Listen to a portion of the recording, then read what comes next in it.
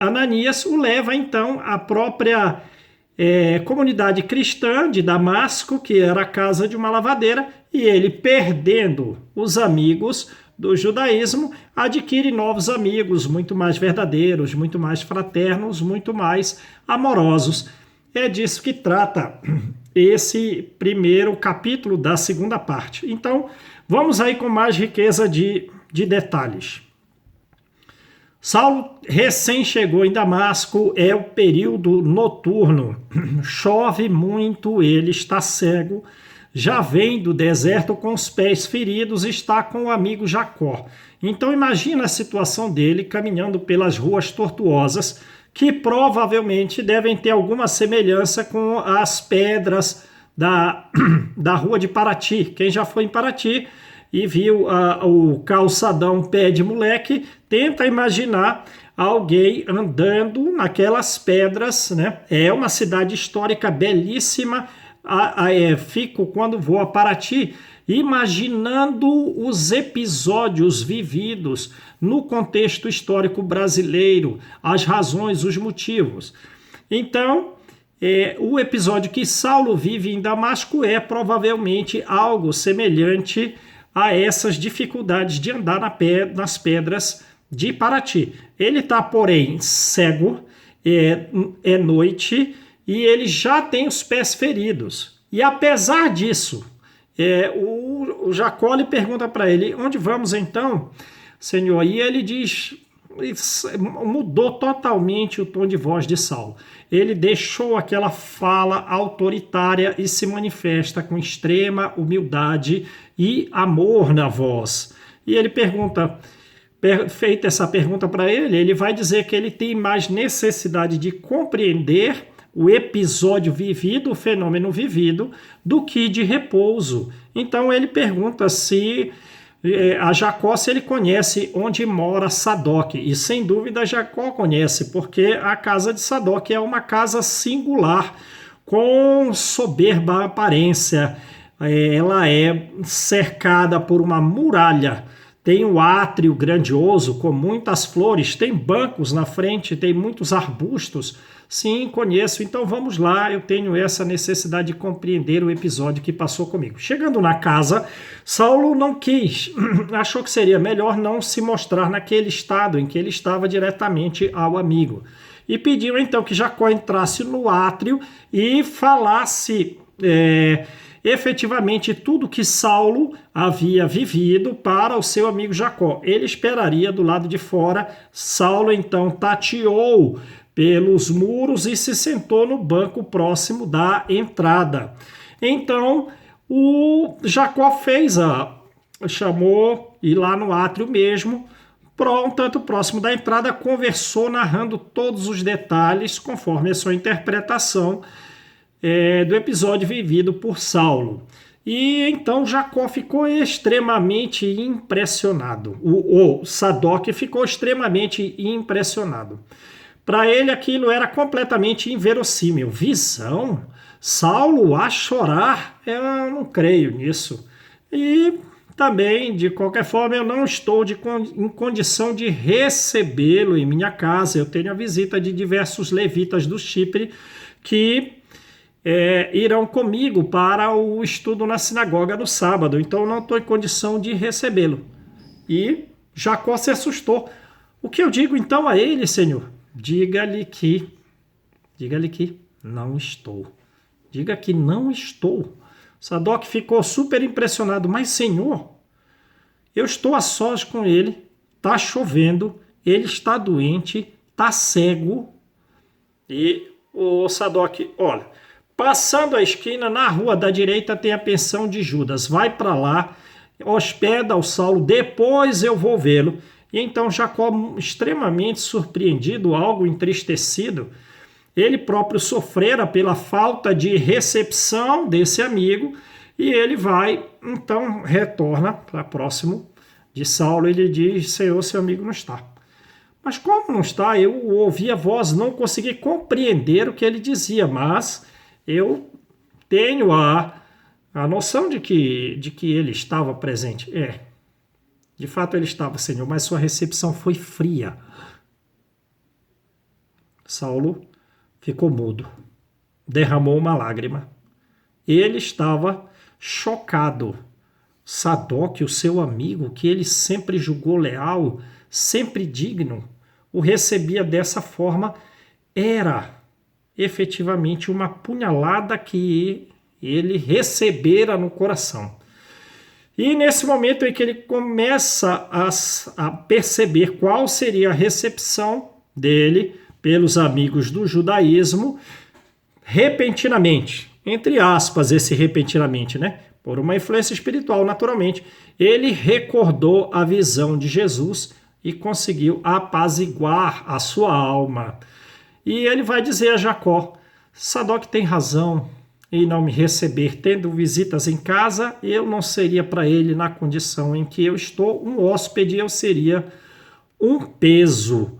Então, pelo tom de voz muito amoroso, muito doce, Jacó fica comovido. E Saulo tem, então, ideia do que lhe espera, porque o próprio Jacó, pela influência de Sadoc, pelo comportamento de Sadoc, ele aumentou o receio da presença de Saulo. Eles tinham um medo de que fossem acusados de adesão ao caminho. E começou a se comunicar com Saulo de forma um tanto reticenciosa, de forma hesitante, e Saulo, com a sua ampla percepção psicológica, entendeu completamente tudo e já deduziu que todos os amigos que se aproximassem dele iriam, de certa forma, estar comprometidos, e ele fez também uma inferência de qual seria a recepção dele entre os fariseus após a sua transformação, né? Então eles foram para a pensão de Judas. Chegando lá, a primeira coisa que Jacó fala é referente à sua necessidade de ir embora o mais rápido possível. Ele diz a Saulo: olha, Saulo, eu tenho filhos e nós estamos de mudança para Cesareia, eu preciso partir. Aí Saulo: não tem problema, né? Você pode ir no período matutino. E Jacó, sempre se comovendo com o tom de voz de Saulo: mas eu receio deixar o senhor nesse estado? Não se preocupe comigo. E ele dá testemunho, já dá testemunho de: eu vi Jesus e ele me pediu para entrar na cidade. Então eu não estou ao léu, não estou abandonado, e tenho certeza da cura dos meus olhos em breve tempo.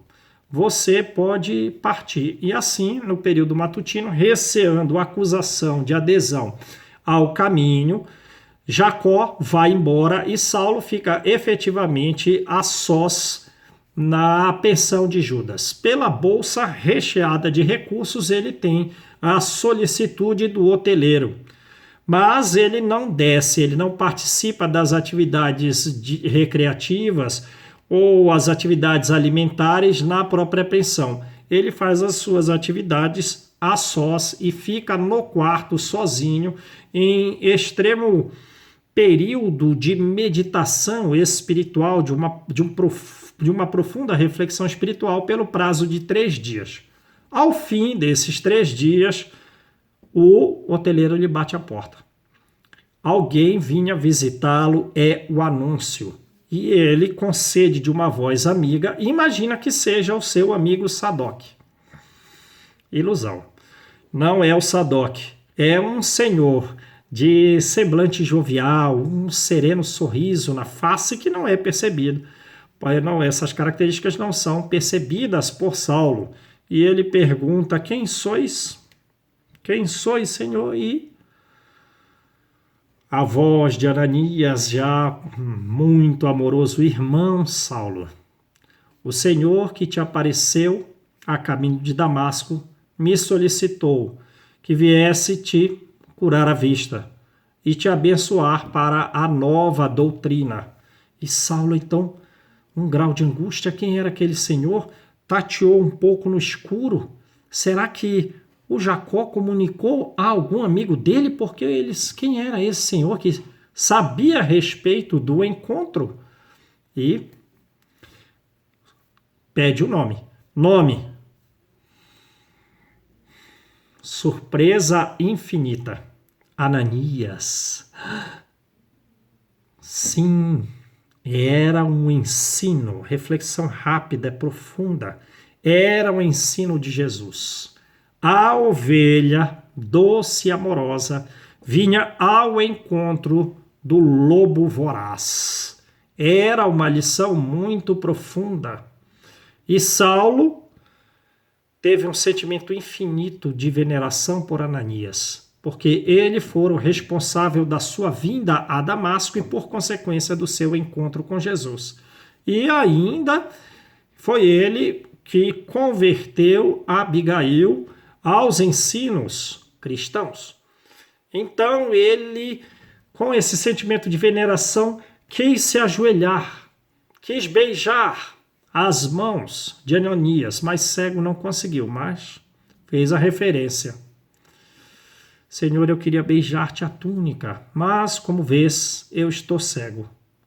Irmão Saulo, foi para isso que eu vim, foi para que pudesses ter de novo o dom da vista. Jesus me enviou para que pudesses ter o dom da vista.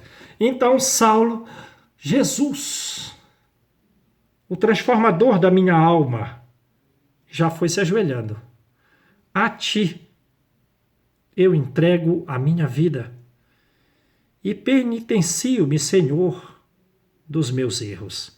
E já está com lágrimas nos olhos. Como ele se ajoelhou, Ananias desejou impedir-lhe esse movimento de renúncia, se aproximou, mas para estimulá-lo nesse processo de conversão, permitiu que ele ficasse nesse estado, se aproximou, colocou as mãos calosas, as mãos que já não têm um determinado grau de sentimentalismo, um grau de tato para as questões materiais e sensuais do mundo. Então colocou aquelas mãos calosas sobre a fronte de Saulo. Em nome de Deus, irmão Saulo, eu te batizo para a nova religião a favor de Jesus Cristo, a boa nova com Jesus Cristo. Jesus, penitencio-me dos meus erros e que tu possas iluminar o meu futuro nas tuas mãos. E Ananias então põe as mãos sobre os olhos de Saulo. Em nome de Jesus, peço a Deus que vejas de novo. E Saulo, se te apraz, Senhor, eu entrego os meus olhos a serviço de todos os atos cristãos, todos os bons atos que devem ser praticados. Forças invisíveis entram em ação e à medida que caem escamas dos seus olhos escuros, a visão retorna e ele pode olhar pela janela ao céu bonito de Damasco. E glória, eu vejo, glória ao Redentor da minha alma, eu vejo. E distende os braços. Ananias, comovido, já muito comovido, não segura mais, face aquele grau infinito da misericórdia de Deus, abraça Saulo também em choro de reconhecimento, e eles ficam por um determinado período naquele estado de êxtase, em silêncio, refletindo sobre a bondade de Deus. Saulo então se levanta, aí sim, beija as mãos de Ananias, faz ver que em Ananias que encontrou um pai. Ananias diz: Saulo, este é o nosso momento, um momento mais divino de nossas vidas.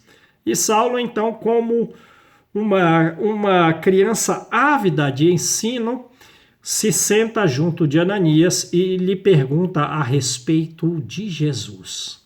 Ananias vai dizer que ele veio no dia da crucificação de Jesus a Jerusalém. Ele era sapateiro em Emaús e, devido à festa no templo, no período festivo, ele veio para Jerusalém e pôde acompanhar o martírio de Jesus com as ruas regurgitadas de gente. Teve compaixão de Jesus, do seu estado, das vaias, da fúria da multidão, que quem defendia Jesus da multidão furiosa eram os soldados romanos, com grau de insensibilidade significativos, como nós vimos até no começo do livro. Eles defendiam Jesus, os soldados, da turba extremamente furiosa. E Ananias observou todo o processo do martírio e da cruz. Jesus lhe endereçou um olhar e foi para ele uma espécie de chamamento. Continuou em Jerusalém até que, ao fim de 3 dias, a ressurreição do Mestre. E todos os discípulos que se encontravam entristecidos agora estão em grau de alegria, de ânimo infinito. E ele então se aproxima de Simão Pedro para ouvir a respeito da vida de Jesus, para ouvir a respeito do Evangelho, após a recuperação psicológica do próprio Pedro no reencontro com Jesus pela ressurreição. Então Ananias volta a Emaús, vende todo o seu patrimônio, dá um destino ao seu patrimônio, provavelmente não foi venda, ele dispôs, ele deve ter doado muita coisa, e vem para Jerusalém para ficar junto com Pedro, trabalhando na casa do caminho. E ele então, se embebendo do evangelho, adquire uma robustez psicológica de espírito, e as próprias doenças do seu estado já de idade, um tanto vetusto, já um tanto velho significativamente, ele sumiu com aquelas doenças e fica ali auxiliando Simão Pedro até que João e Felipe venham para auxiliar o Pedro. E então agora o grupo decide que mais razoável seria a partida de Ananias para Jope, de forma a atender os desejosos de conhecer o Evangelho. E assim é feito. Então Ananias ele vem antes de João e Felipe para ajudar o Simão Pedro na casa do caminho. E depois que eles chegam, é razoável que ele se desloque para atender aqueles que desejam conhecer o Evangelho em Jope. E lá ele fica, aí ele diz, ele fica até a morte de Estevão, quando ficou majorada as perseguições. Nesse momento, então, Saulo, quando faz referência às perseguições, ele sente uma dor de remorso profunda no coração, e ele vai dizer: Ananias, eu vim de Jerusalém com autorização do templo para te prender, e tu vieste a pedido de Jesus para me prender a ele, e foi feita a sua vontade. E eu, te prendendo, tinha autorização e iria te matar. E tu, me prendendo a Jesus, na verdade, me salvou.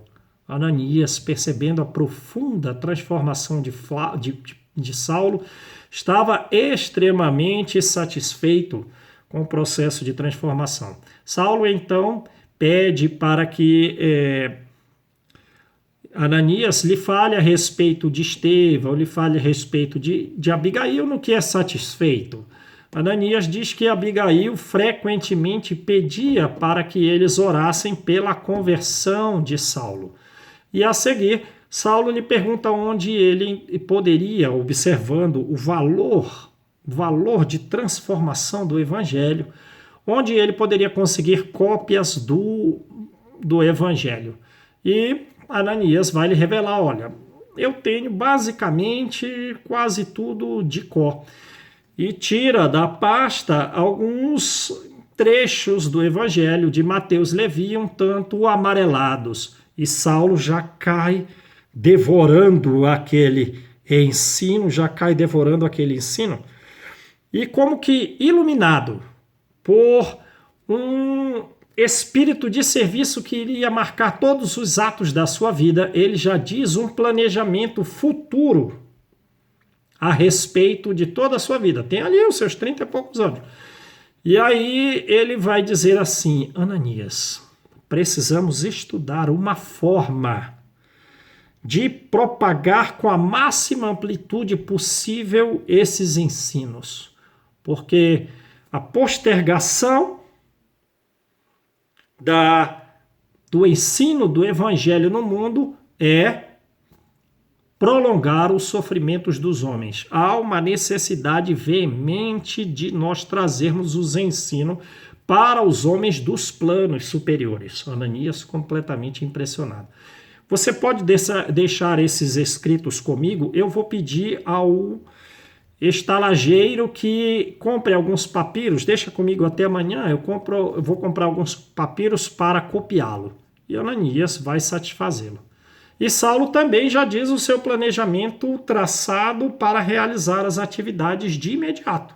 É sábado, dia seguinte, ele diz: você conhece Sadoc? Eu estou pretendendo revelar a súplica de Jesus a mim, de público, a ele, a Sadoc e a todos na sinagoga. E Ananias já diz assim: Saulo, essa é uma nova fase, talvez seja razoável algum grau de prudência. Mas Jesus me apareceu, eu não posso guardar essa revelação comigo. Nós devemos beneficiar os homens. Sim, não digo que haja um resguardo, uma prudência com relação ao evangelho. A prudência é para ti mesmo. Acredito que os judeus não estão, os teus amigos aqui de Damasco, não estão preparados para a recepção desse ensino. E Saulo diz: mas Jesus acabou de curar as minhas vistas, eu vou seguir o meu caminho sob a iluminação dele, eu preciso dizer a Sadoc da minha própria transformação. E Ananias diz que Jesus te abençoe. Então eles ficam ainda juntos. Paulo tinha muito conforto na presença de Ananias e eles almoçam juntos e depois Ananias o deixa para copiar na cópia dos ensinos cristãos. Então, no dia seguinte, Saulo levanta super animado, como que, sobre uma influência espiritual superior. Ele vai à casa de Sadoc. Ele é muito sincero, uma pessoa muito honesta e está começando a adquirir as virtudes da humildade, da bondade. Então ele vai à casa de Sadoc e para que ele fale a Sadoc primeiramente, antes não na sinagoga, já que Sadoc era o seu próximo e um dos importantes na sinagoga, ele que era o responsável pela perseguição aos cristãos em Damasco. Nesse período eles ainda não chamam cristãos, seguidores do caminho. E lá na frente, Lucas em Antioquia que vai sugerir que mude o nome de caminho para cristão. Então ele chega à casa de Sadoc não está, então ele se dirige à sinagoga. Chegando na sinagoga, quem está trazendo o ensino de Moisés, e lendo e comentando, é um dos levitas, e todos ficam surpresos com a presença de Saulo. Ele era realmente alguém muito conhecido, pelo verbo sempre seguro e pelo verbo bastante eloquente. E ele pede a Sadoc, o seu amigo, um diálogo em particular. Sadoc, quando o vê, já fica algo pálido e ele vai ao encontro um tanto contrafeito, sem desejar ir. E já se percebe aquelas energias que Allan Kardec fala no capítulo do Amai os inimigos do Evangelho. Já não é uma energia agradável. Mas Saulo quer conversar com ele. E Sadoc chega falando: eu fui à pensão, mas pelas narrativas que me deu o hoteleiro, eu pedi que ele guardasse segredo da minha visita. E Saulo, muito franco, já diz diretamente: Sadoc, mas eu vi Jesus. Eu vi Jesus ressuscitado na glória divina. Sadoc fez um esforço imenso para não cair numa gargalhada. Saulo, e fez, Saulo, uma visão. Você não se percebeu como alguém sofrendo alguma influência negativa do caminho? Visão, Saulo. Você nos envergonhou. E agora como que nós ficaremos sem a tua presença? E Saulo se angustiou. Ele percebeu qual seria a recepção do farisaísmo com relação a ele, com relação à sua transformação. Mas eu vi Jesus e proclamo, conforme os ensinos dos profetas, que ele é o Messias esperado. E Sadoc faz pelo grau de ênfase de Saulo, de afirmativa, Sadoc também faz um gesto grandioso de uma imensa dúvida. Sadoc, eu não tenho tempo a perder. Eu agora vou me dedicar tão profundamente a Jesus como tenho feito pelas leis. Eu antes falava pela lei, agora eu falo pela lei e pelo testemunho. E vou dedicar a minha vida na recuperação dos meus erros. Sadoc se impressionou. Sadoc extremamente impressionado. E o teu nome? E os teus parentes? Teus títulos? Teus bens? Tudo pertence a Jesus. Eu estou com Jesus, tudo lhe pertence. E eu não tenho tempo a perder.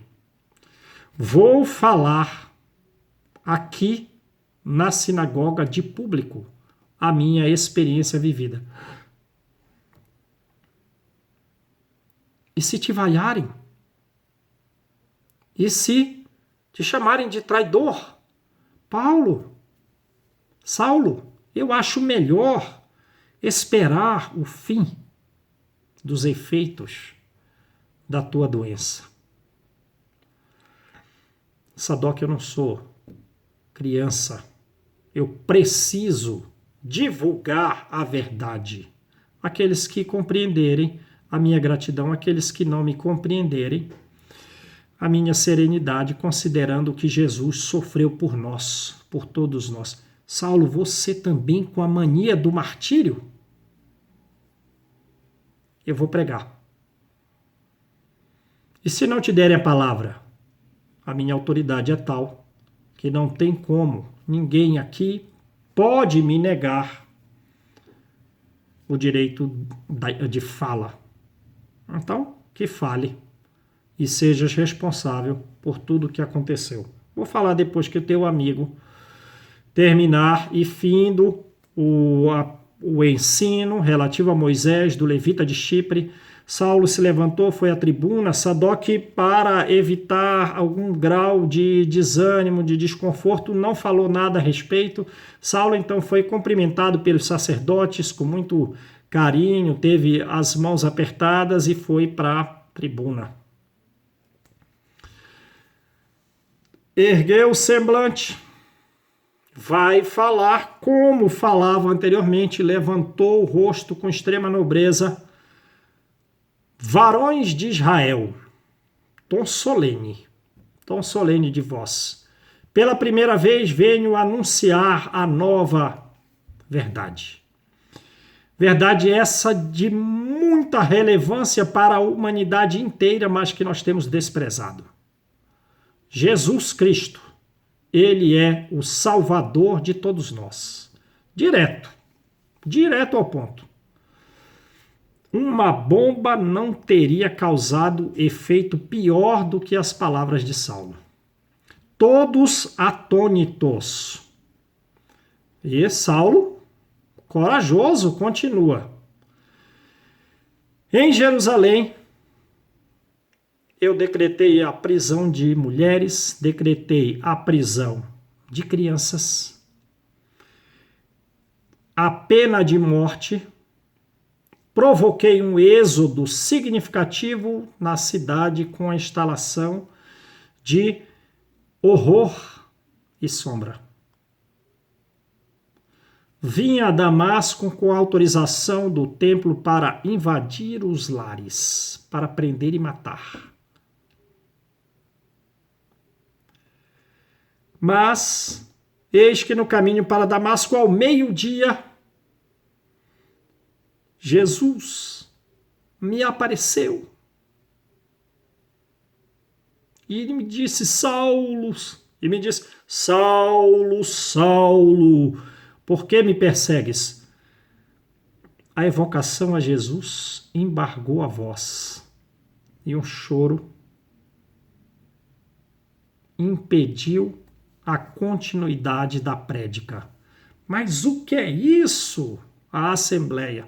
Outros, o doutor graceja para ter um grau maior efeito da oratória. Não, senhores. Não, senhores. Jamais gracejei na tribuna sagrada. Deus não me permitiu concluir a vida de horror e, pelo contrário, antes de eu morrer, me entregou luz nova. E nesse momento, apesar do ardor da pregação, o sentimento contrário assoma e uma chuva de impropérios. Uma chuva de impropérios. Covarde, traidor de Moisés, cão do caminho, blasfemo. Iminência de grandes atritos, bengalas são atiradas com extrema força no palanque, na tribuna, e os grupos atracados em luta. Metade acreditou que ele era traidor e outra metade que ele estava doente. E Sadoc, interpelado em voz baixa, afirma que Saulo se encontrava efetivamente doente.